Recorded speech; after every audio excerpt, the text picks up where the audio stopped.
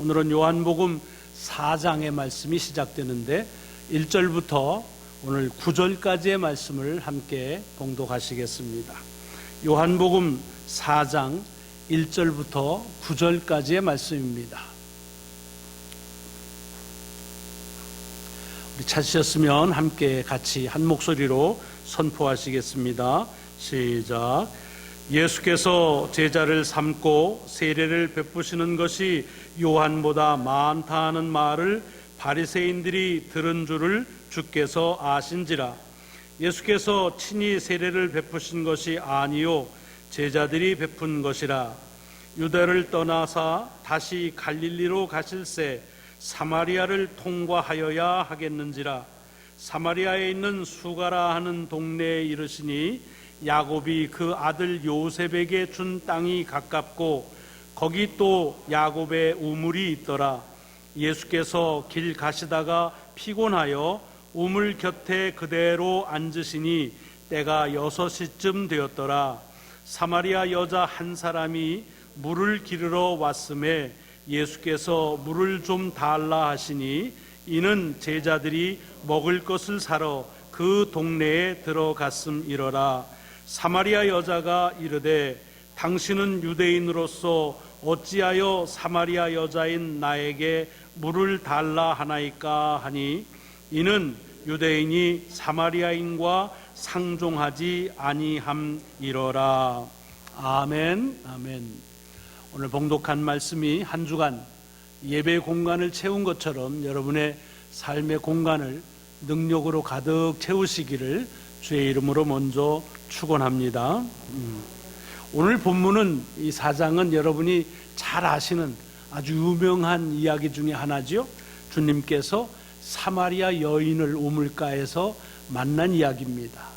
이 말씀이 유명해서 복음성가에도 있어서 우물가의 여인처럼이라는 복음성가가 많은 사람에게 잘 불려지는 것을 아실 것입니다.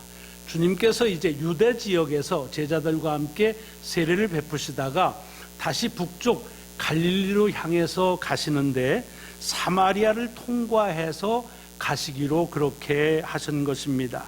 여기 사마리아라고 하는 것은 지역명입니다. 근데 우리가 사마리아를 얘기하면 이 팔레스타인 지역에 익숙하지 않은, 지리에 익숙하지 않으면 마치 멀리 떨어진 어떤 다른 곳으로 생각합니다. 사도행전에서 주님이 유다와 사마리아와 땅끝까지 이르러 내 증인이 되리라 하셨으니까 유다에서부터 멀리 떨어진 어느 곳이라고 생각하기가 쉬운데 사실은 붙어 있는 곳입니다. 어쩌면 같은 팔레스타인 지역이지요. 그런데 이 사마리아 또는 그곳에 사는 사람이 사마리아인이라고 부르는데 원래 공식적인 명칭은 사실은 다윗과 솔로몬 시대의 통일국가를 이루다가 잘 아시는 대로 솔로몬 이후에 나라가 둘로 나눠지지 않습니까? 이제 솔로몬의 아들 르호보암이 왕이 되는 걸 반기 들어서 10개의 지파가 북쪽에서 그 국호를 이스라엘이라고 그대로 이제 이어가면서 북이스라엘을 이루고 남쪽에는 유다와 베냐민 지파 두 지파가 합해서 남유다라고 하는 나라가 새로이 생성이 되지요. 근데 그 북이스라엘의 수도가 사마리아라는 곳입니다. 그래서 그 지역에 사는 사람을 훗날 사마리아 사람, 사마리아인이다 라고 그렇게 부르게 됩니다.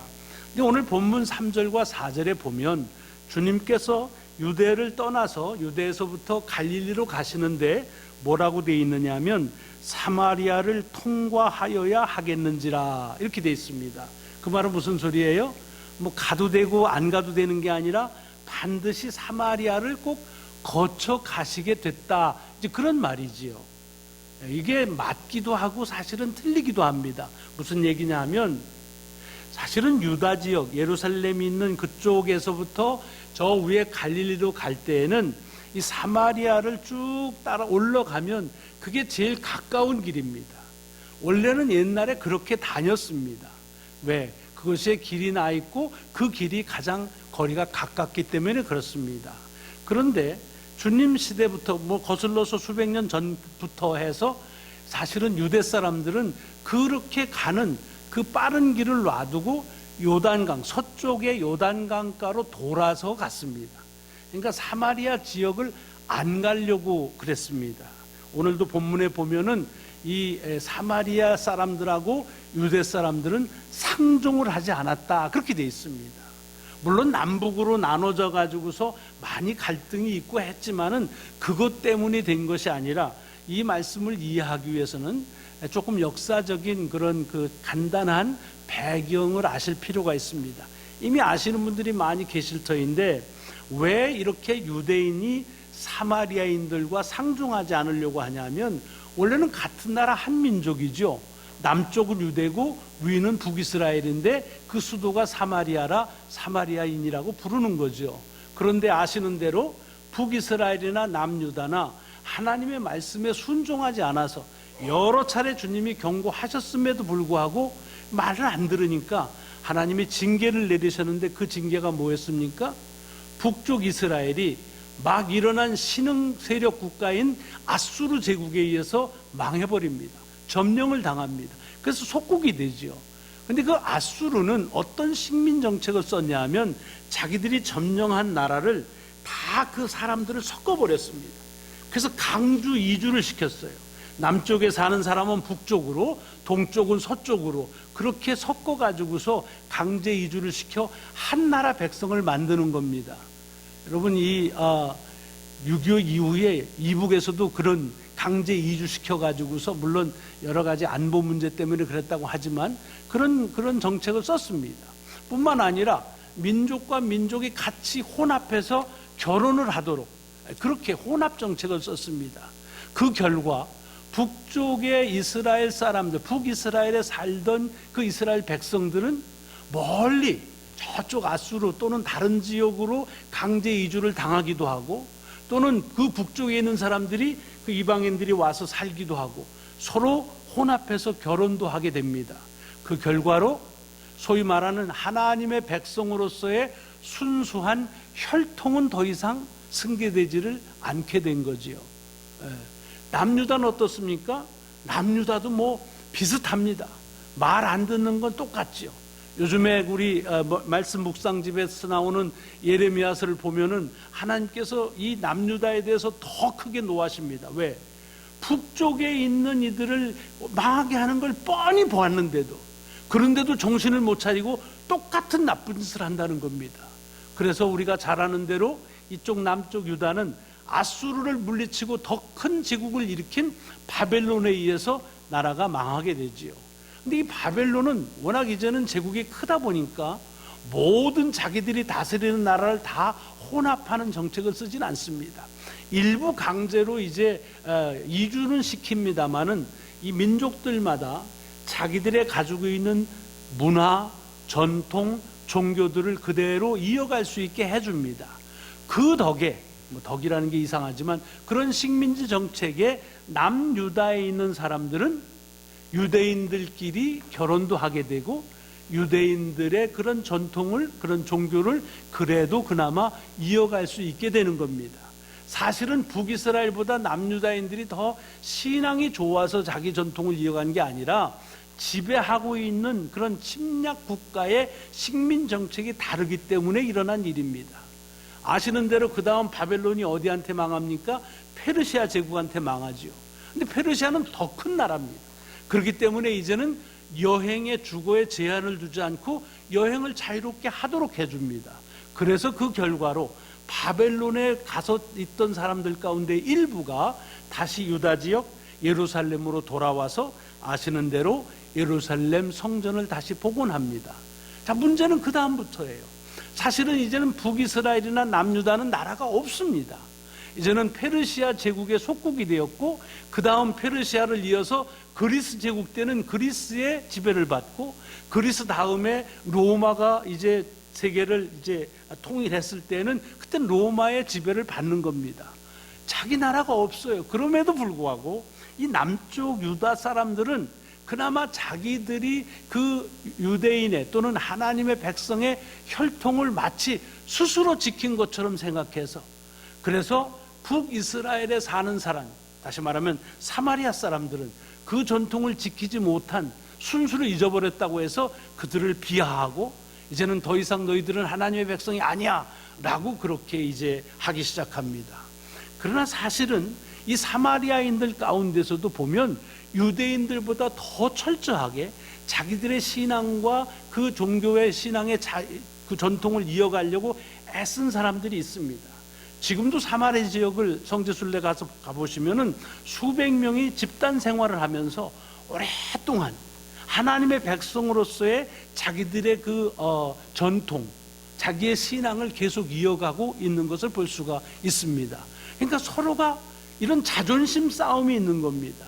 그래서 유대인들은 사마리아인을 무시하고 이 사마리아인은 유대인들이 그렇게 무시하는 것을 또 무시해버립니다.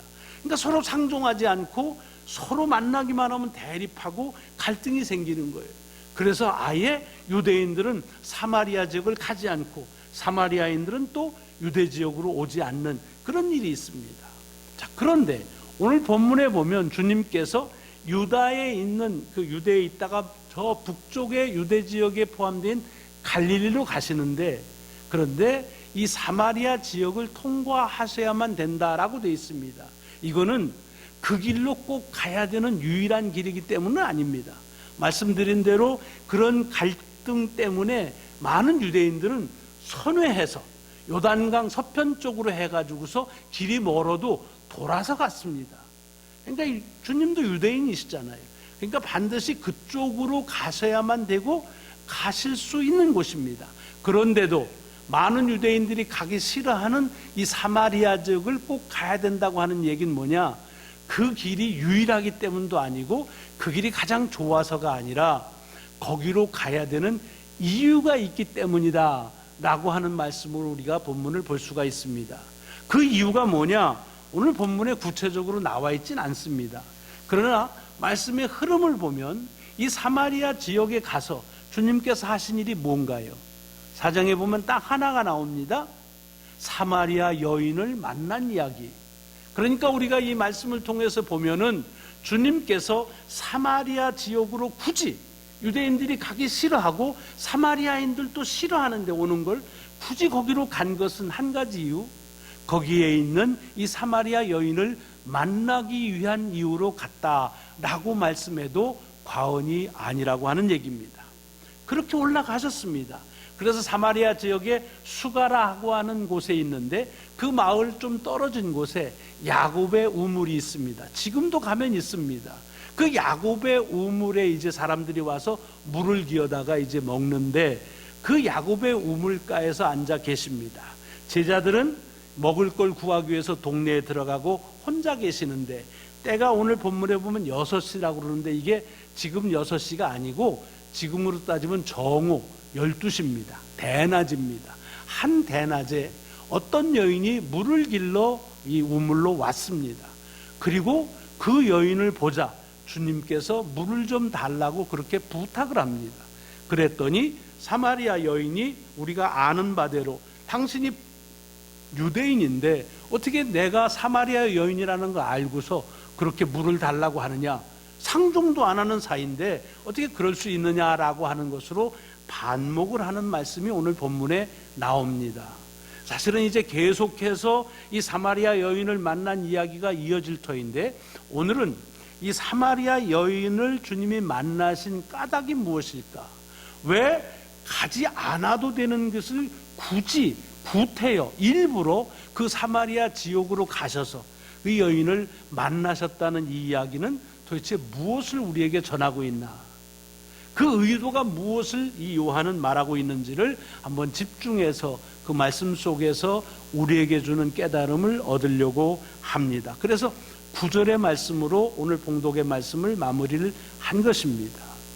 여러분, 이 사마리아 여인을 만났다고 하는 이야기는 4장의 주류를 이룹니다. 근데 이 4장은 3장에 이어져 나오잖아요. 3장에서 주님은 누굴 만났죠? 3장에서 니고데모를 만났습니다. 6월절이 돼서 예루살렘에 올라가셨다가 거기서 이제 밤중에 자기를 찾아온 니고데모를 만난 이야기가 3장에 나오고 그와 나누는 대화가 예수가 그리스도이심을 그리고 그를 믿는 자는 영생을 얻는다는 복음 중에 복음의 핵심을 우리에게 전해준 것을 잘 알고 있습니다.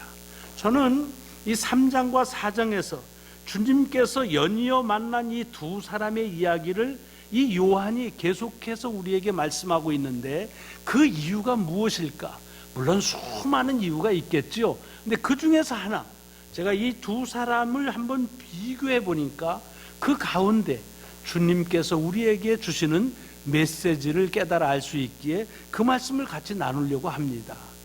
자, 오늘 본문에 이 3장과 4장에 나오는 니고데모와 이 사마리아 여인이 같이 주님을 만났는데, 이 두 사람을 한번 비교해 보시면 귀한 가르침이 있다는 말씀 들었습니다. 한번 비교해 보시죠. 우선은 주님께서 그들을 만난 장소를 보면 아주 사뭇 상반되는 곳입니다. 니고데모는 어디서 만났습니까? 예루살렘에서 만났습니다. 예루살렘은 어떤 곳입니까? 유대인이라고 하면 누구나 다 가고 싶어 하는 곳입니다. 그래서 그 근처 갔다가라도 일부러 예루살렘은 들리는 곳입니다. 많은 사람이 있고 모든 것에 중심이 있고 무엇보다도 하나님의 성전이 있는 거룩한 성전에 있는 곳이라서 누구나 유대인은 가고 싶어 하는 곳입니다.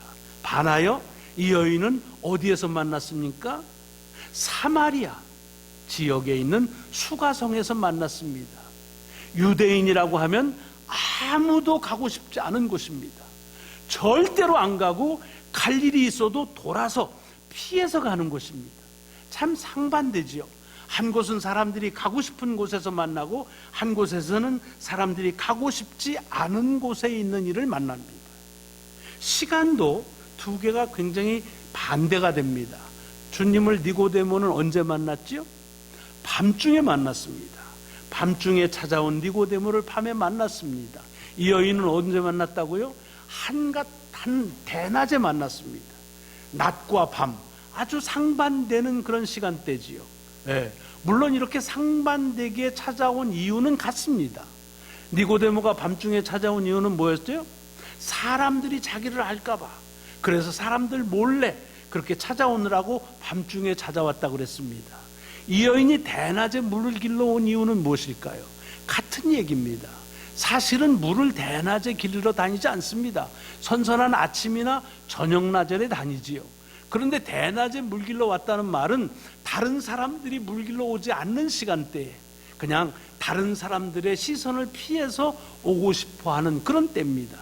그러니까 니고데모가 온 때가 밤중이라는 것과 이 사마리아 여인이 대낮에 물 길러 와서 만났다는 것은 거의 같은 의미를 갖지만, 그러나 시간대는 사뭇 다른 시간대에 만난 것을 보게 됩니다. 자, 오늘 본문에 보면은 이 주님을 만난 이 두 사람의 신분도 아주 사뭇 다른 것을 볼 수가 있습니다. 성별과 계층이 달라요. 니고데모는 남자고 유대인이고, 유대인 중에서도 어떻습니까? 바리새인이었습니다. 이 여인은 사마리아인이었고 여자였습니다. 더군다나 그의 직업을 보면, 뭘 하는지 신분을 보면, 이 니고데모는 산헤드린 공의회 회원입니다. 유대 전체에서 가장 최고의 권력기관이라고 할 수 있는 곳의 멤버입니다. 회원입니다. 그러니까 당시에 있어서 유대 지역에서 권력층으로서는 최상위급에 해당하는 사람이 이 니고데모인데, 이 여인은 어떻습니까? 사마리아인입니다. 그 사마리아인 가운데서도 결혼을 5번이나 실패한 사람입니다. 그러니까 가장 최하위라고 말해도 과언이 아닌 사람입니다. 주님은 최상위의 사람을 만나시기도 하셨고, 또 가장 낮은 사람도 주님이 만나셨다는 것입니다. 니고데모는 랍비입니다. 이스라엘의 선생입니다. 학문적으로 최고의 경지를 그렇게 습득한 사람입니다. 그런가 하면 이 여인은 어떻습니까? 사마리아 수가성에 사는 여인이다라고 하면 그런 교육을 받았다고 하는 생각을 할 수가 없는 그런 사람이라는 걸 쉽게 알 수가 있습니다. 또 니고데모는 돈이 많은 부자였습니다. 그런데 비해서 이 여인은 어떻습니까? 한 남자에서 살지 아니하면 스스로 살아갈 수가 없기 때문에 결혼하지 않은 또 다른 남자에게 의존하고 살아가는 가난한 사람이라는 걸 우리가 알 수가 있습니다.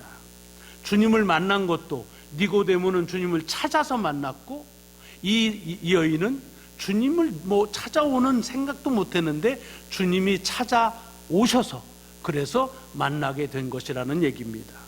이렇게 주님을 만난 두 사람이 3장과 4장에 대표적으로 나오는데, 정반대의 입장, 어떻게 보면 비교할 수 없는 그런 두 사람의 이런 생활 모습을 우리가 볼 수가 있습니다. 니고데모는 말씀드린 대로 당시에 최상의 최고의 권력층, 그런 부자의 그런 상류층이었습니다. 남자였죠, 바리새인이었죠, 사내들인 공예 회원이죠, 랍비죠, 부자죠, 예루살렘에 거주하죠. 이건 더 이상 어떻게 바랄 수 없는 최상류층입니다. 그런가 하면 이 여인은 어떻습니까? 여자였죠, 바리새인이 사마리아인이었죠, 수가성이라고 하는 촌락에 살았죠, 가난했지요. 정말 최빈국층이라고 그렇게 말해도 과언이 아닌 그런 사람입니다. 모든 사회의 중심에 있는 사람 니고데모, 삶의 가장자리 주변에 살던 사람 사마리아 여인. 주님은 이 두 사람을 만나셨다고 요한은 우리에게 얘기하고 있는 겁니다. 이것이 우리에게 오늘 주는 말씀의 메시지입니다. 무슨 메시지입니까? 주님을 만나는 데 있어서, 주님께서 주시는 그 축복을 경험하는 데 있어서는 어떤 특정한 계층이 따로 있는 것이 아니라는 겁니다. 최상위의 계층도 주님은 만나셨고, 가장 극빈하고 가장 낮은 자리에 있는 일도 주님은 찾아가셔서 만나셨다는 겁니다. 자기를 찾아올 수 있는 위치에 있는 사람도 만나셨지만, 자기를 차마 찾아올 수 없는 사람들을 찾아가서 만나시기도 하셨다는 것입니다. 여러분, 어찌 보면 이 두 사람이 사뭇 다르다고 하는 것 가운데서 보면, 이 세상에 사는 모든 사람들은 니고데모와 이 사마리아 여인, 그 중간 어느 쯤의 신분을 가지고 사는 것이 아닌가 싶습니다. 최상의 신분과 또 최저의 그런 신분, 그 중간 어디에 우리 모두 다 거기에 있다고 한다면, 주님을 만나는 데 있어서 어떤 특정한 계층이 없다고 하는 이것이 은혜입니다. 누구든지 주님은 만나셨고, 누구를 통해서도 주님은 찾아가셨다는 얘기입니다. 여러분, 복음서에 보면 주님을 만난 사람들이 많이 있는데, 어떤 사람은 당당하게 주님을 찾아오기도 했습니다. 그러나 어떤 사람들은 주님께서 찾아가셔서 만나신 그런 이들도 많이 있는 것을 봅니다. 우리도 그 두 사람 사이에 어디쯤에 위치하고 있다고 한다면, 주님은 우리도 만나시고 또 만나시기를 원하신다는 얘기입니다. 주님에게 있어서 주님이 마땅히 만날 수 있는 그런 특별한 계층이 따로 있지도 않고, 주님을 만날 수 없는 계층이 따로 구별되어 있지도 않다고 하는 사실입니다. 그것은 이들이 만났던 장소에서도 마찬가지입니다. 예루살렘, 주님의 거룩한 성전에서 그 있는 곳에서 만난 거 하면, 사마리아, 수가성, 우물가에서 아무도 보지 않는 그런 곳에 있는 이를 만나셨다 하는 말은 뭡니까? 주님은 그 중간 어느 곳에 있든지 우리 주님은 다 만나신다고 하는 얘기입니다. 우리가 거룩한 곳에 있든지 아니면 우리를 찾아오는 아무도 없는 척박한 곳, 외로운 곳에 있어도 주님은 우리를 만나 주신다고 하는 사실입니다. 주님을 만난 시간도 마찬가지죠. 밤중에 찾아온 이도 만나셨고, 또한 대낮에 물길로 온 사람을 주님은 일부러 찾아가서 기다리셨다가 만나셨다는 얘기입니다. 사실 주님을 만나는 시간대는 둘 중에 하나죠. 낮 아니면 밤이고 밤 아니면 낮 아니겠습니까? 그렇다고 하는 얘기는 주님을 만날 만한 특별한 시간대가 따로 있지 않고, 주님을 만나지 못할 시간이 따로 구별되어 있지도 않다고 하는 얘기입니다. 아까도 말씀드렸지만 주님을 만나는 방법도 마찬가지예요.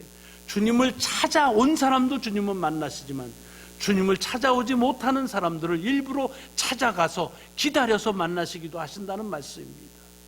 당당하게 주님을 찾아오니나, 아니면 부끄러운 마음으로 그렇게 슬그머니 찾아오니나, 아니면 주님께서 많은 사람과 더불어서 같이 가서 가는 만남이나, 아니면 주님 혼자 가서 만난 많은 만남의 사람들이 복음서에는 있는 것을 볼 수가 있습니다. 우리는 아마도 그 모든 것들의 한 중간쯤 될 것이라고 봅니다. 어떤 사람은 이렇게 말해요. 왜 주님은 나를 찾아오지 않으시는가? 여러분, 만약에 주님이 여러분을 찾아오지 않으신다고 한다면 그러면 주님을 찾아가면 됩니다.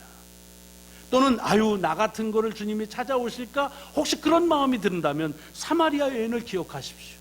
아무도 찾아오지 않을 것처럼, 만나지 않을 것이라고 생각하는 정오의 우물가에 갔던 그 여인을 찾아가 기다리셔서 그를 결국 만나주시는 주님이시라고 하는 사실을 오늘 본문에서 우리는 볼 수가 있습니다. 주님을 만나는데 특별한 장소나 시간이나 계층이 따로 없고, 주님을 만날 수 없는 시간이나 장소나 계층이 따로 없고, 언제든지 어디서든지 누구든지 주님은 만나시고 또 찾아오신다고 하는 사실입니다. 이와 같은 말을 구약의 시편 139편에 보면 시편 기자는 이렇게 주님을 찬양했습니다.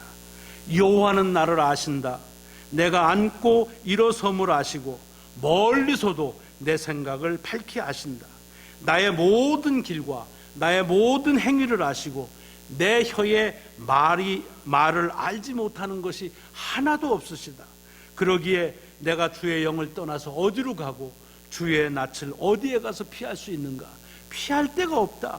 하늘에 올라가도 이미 거기 계셔서 나를 만나시고, 땅끝 수월에 내려가도 거기에도 주님은 계시고, 새벽에 바다 끝에 가서 있다 할지라도 주님은 거기서 나를 만나 나를 붙드신다.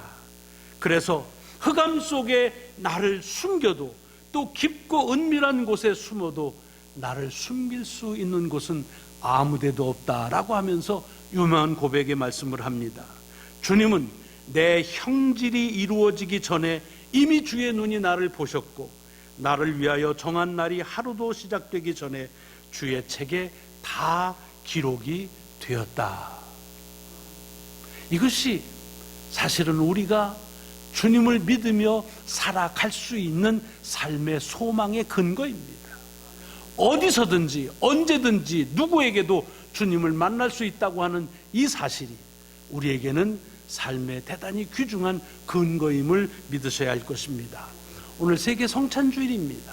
교파를 초월해서 교단에 상관없이 어느 지역에 있느냐, 어떤 문화권에 있느냐, 누가 모였느냐, 교회 규모가 어떠냐, 아무 상관없이 이 세상에 있는 모든 교회는 주님 안에서 하나이고 한 몸을 이룰 한 지체라고, 그리고 교인들은 모두가 다 한 형제와 자매라고 하는 것을 고백하는 주일에 귀한 말씀을 오늘 우리에게 주십니다. 주님은 우리가 누구이든지 어디에 있든지 언제든지 어떤 상황에 있든지 주님은 우리를 만나 주시고, 그래서 여기 니고데모와 이 사마리아 여인에게 하셨던 것과 같은 영생의 귀한 말씀을 우리에게도 주신다고 하는 사실이 우리 신앙의 귀한 근거가 되시기를 다시 한번 주의 이름으로 축원합니다. 기도하시겠습니다. 하나님, 감사합니다. 오늘 주님의 전에 나와 또 가정에서 예배하면서 주의 말씀으로 우리가 언제 어디서 또 누구이든지 상관없이 우리를 만나주시는 주님을 다시 한번 확증하여 주시오니 감사합니다. 주님, 우리가 주님과 더불어서 항상 함께 있을 수 있음이 우리의 삶의 소망인 것을 다시 한번 고백합니다. 이 믿음을 가지고 주님 언제나 어디서나 주와 동행하는 삶을 살게 하여 주옵소서. 감사드리오며 우리 구주 예수 그리스도의 이름으로 기도드리옵나이다. 아멘, 아멘.